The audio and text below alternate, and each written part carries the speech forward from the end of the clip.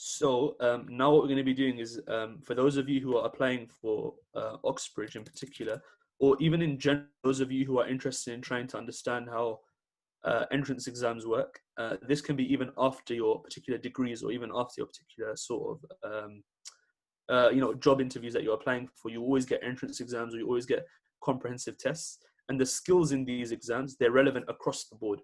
So the same skills that universities are looking for, they're pretty much very, very similar or exactly the same as your job sort of like, interviews or the job tests that they're offering. So this is a very quick insight into the various different types of tests that you can get, and how you can apply them. I'm going to pass it over to the next person who's going to be talking through this slide. Okay, so entrance exams.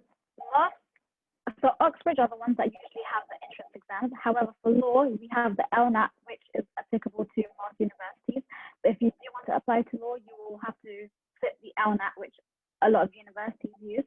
However, if you're applying to Oxbridge, you will have standard tests, which you will take around November time, I believe, or December, depending on when it is. But just keep up to date with the dates for that. So for example, for history, you'll sit the hat. For other degrees like economics or psychology, you might sit the PSA. It will all be dependent upon what degree you're applying to. So make sure you double check the university that you want to apply to and the type of exam that you will have to sit. So each of these exams they're not made to catch you out in any kind of way. All that they are doing is to test your critical analysis, your critical thinking skills, your analysis skills, your ability to assess information, and if you're able to draw out conclusions and presumptions based on information that is given to you. Top tips for entrance exams are: read the passage and the question carefully. When reading the question, look at the key terms, highlight key terms in those questions. You take a highlighter with you, take a pen or a different colored pen to annotate the passage that you have, because for example, in the hat, you will have a long section. You need to assess the choice of the language that's being used and the tone. So assess what the tone is in each of the exams. Make sure all your answers that you are giving, you refer back to the text. The text is there for a reason. It's not just there to be blindly looked at. You need to use the text. And finally, approach the question from the point of view of the author, because remember that someone has written this piece of text and they've written it for a reason. So try to put yourself in their shoes and see what they are saying and what their point of view is. Next slide. Okay, so I'll quickly run through the LNAT. In terms of how the test is, there's two sections, so there's section A and section B. Section A is timed. You have 95 minutes to answer multiple choice questions, and you get 12 passages with 3 or 4 questions each. And in total, there are 42 multiple choice questions. And then section B is an essay question, and that's also timed. You get 40 minutes, and it's recommended that you write between 500 and 600 words. You're given 3 essay questions that are usually quite broad, and you must choose one to answer. They usually lean very heavily towards political questions, things that raise debates, and they're looking for basically your arguments and your opinions and things like that. Fazana, if you want to do section A? Yeah, with section A, the question is obviously, what are they looking for? They want you to demonstrate a very clear understanding of the vocabulary and its use.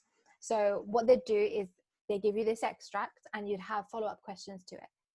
Some of these questions might be asking you, like, look at this statement and is it demonstrating an assumption that they've made, that the author has made, or is the author stating something?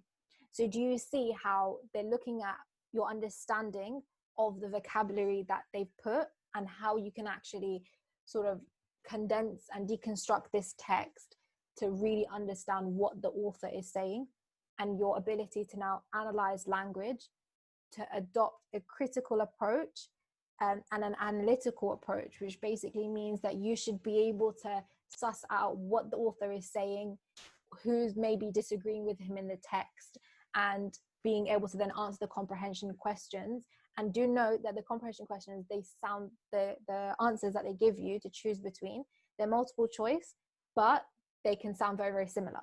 So you need to actually sit there, and that's why I would say practice questions from like LNAT textbooks or something, and try to understand what exactly is the difference between both of these answers, because obviously there is a difference, but they need you to demonstrate that you know what it is and which one is actually the answer to the question. And then again, to extract relevant information. Yeah, section 8 is quite technical in that sense. So like Fazana said, make sure you do practice a lot, because the answers that they offer are often quite similar. Section B is quite straightforward. To be honest, if you are all here, it's just how you write your normal essays in politics, history, econ, anything. Obviously, they're looking for a clear and straightforward essay with a clear stance. So don't sit on the fence. Have an opinion and stick to it. But at the same time, make sure that you acknowledge your counter arguments. Say that, on the other hand, someone might say this, but then go back on it and say why that's wrong or why that argument may be weak. Acknowledging the other side of the argument makes your argument look more stronger as well, because you're saying why the other one is weaker. They want you to offer interesting and thought-provoking arguments, not just your basic, oh, I think this because of this, but think outside the box. Try and refrain from using your own opinion, but rather, if you believe something, back it up with evidence or back it up with ideologies, case studies, things like that. If you're talking about things like voting or politics, try and link it back to events that have happened, case studies, things like that, to make sure that your argument is solid. This section B is quite similar to normal essays that we write, so I'd say section A is the one that needs a lot more practice compared to section B. That's all for the LNAT. So guys, for the TSA, the thinking skills assessment, if you're applying for Oxbridge in particular, there's a couple of subjects that you have to basically do this entrance exam for. So that's going to be economics, psychology, human sciences, PPE, so philosophy, politics, economics, psychology, and also philosophy and linguistics. If you're applying for any of those subjects, you are going to have to do the TSA. Similarly for Cambridge, if you're applying for economics and land economy, and also some other degrees, they also require for you to do the TSA as well.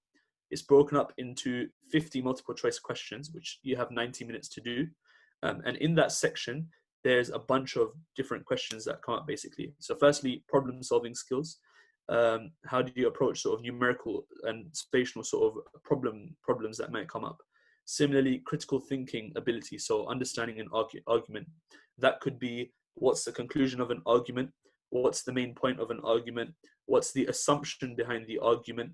It could also be, what's the hidden assumption? So what's something that the writer didn't mention, but they're trying to allude to, that gets to their conclusion?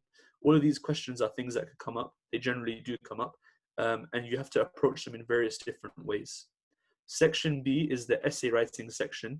This section isn't as important. The main section is obviously section A.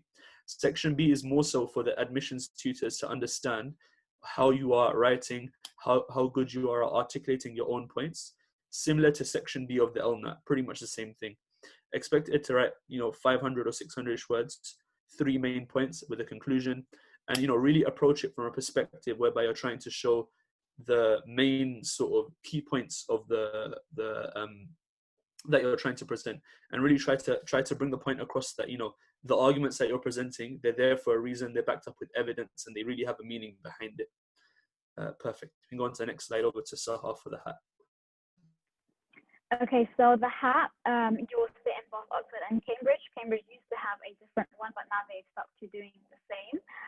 You only have one question in the hat, and you have 1 hour to complete the question.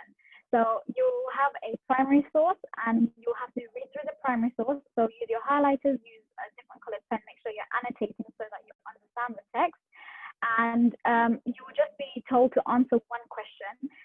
All they are looking for is for you to see how you interpret the text and if you're able to use the source efficiently. So an example might be the 2016 hat paper, which you can actually, there's a whole video on Oxford's website where they've gone through the paper itself. The question is, what does this extract from the Code Noir tell us about the relationship between slaves and masters? You do not need to have any knowledge of that topic. You can literally just use the extract and the primary source to help you write your essay. And when you write an essay, you just use the normal format that you've been taught in sixth form and from GCSEs. It's just a simple essay that you need to write. Make sure you have an introduction and conclusion, and you need to show originality and independence in your writing. So make sure you're also being original in your writing. Next slide, please, Susanna.